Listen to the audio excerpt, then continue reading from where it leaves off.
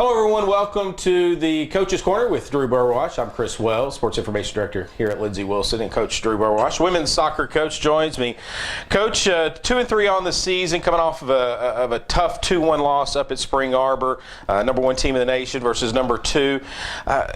The 2-3 record's a little deceptive. It's not like you've been playing a bunch of cupcakes. You went out and you challenged your team, and I'm wondering at this point in time at 2-3 if you think maybe we scheduled it a little bit too difficult. No, I think the schedule has done exactly what we thought it would do. Mm-hmm. It would challenge us to a point to find out exactly where we are through the first 5 games, and right now we're 2-3. That's where we are.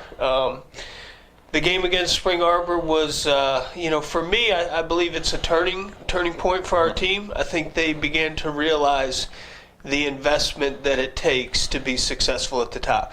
And that message needs to be sent. You can tell them all you want, but until they experience it and go through it, it certainly is something that I think it'll be rewarding for our team down the road.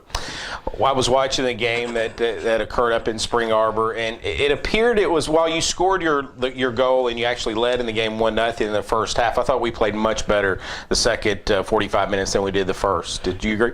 One of the greatest atmospheres that I think we've played in. Their stands were packed. They were rowdy. They were ready to go. It was the NAIA game of the week, nationally broadcasted throughout. So everything leading up to it was in great shape. And then, they're a team that gains momentum through physical and aggressive play, and they took it to us a little bit in the first half, and I think we settled in a little bit, and when we got our goal, that was a little boost for us. Certainly they responded as champions do. But I was pleased with the overall effort in terms of what we were a little thin in terms of injuries and rotations. So I was pleased with the girls and their efforts. For the girls that did step up and take care of business. You mentioned that you were thin, and it's kind of been a theme a little bit this fall, unfortunately.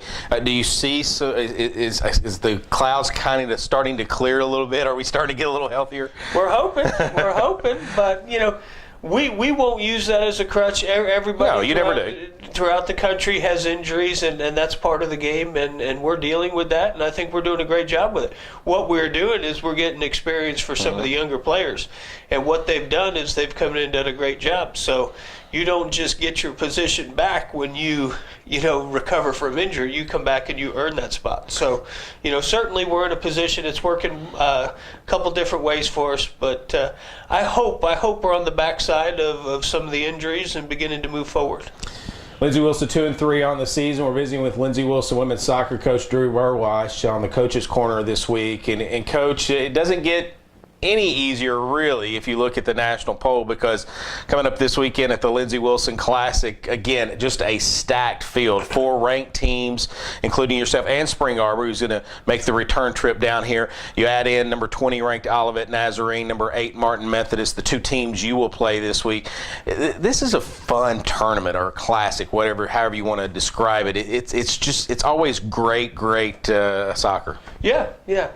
I mean, my theory is to challenge our team as much as we possibly can, and if we don't do that, we may develop a false sense of security of exactly where we are, and I certainly don't want that to creep into our team. So we continue to play the games. These games are set up similar to what a postseason run might look like, and knowing that these are the teams that have traditionally been on the backside of those postseason runs. We've played Olivet in a national championship game back in 2012. Spring Arbor, we played them in the championship game last year.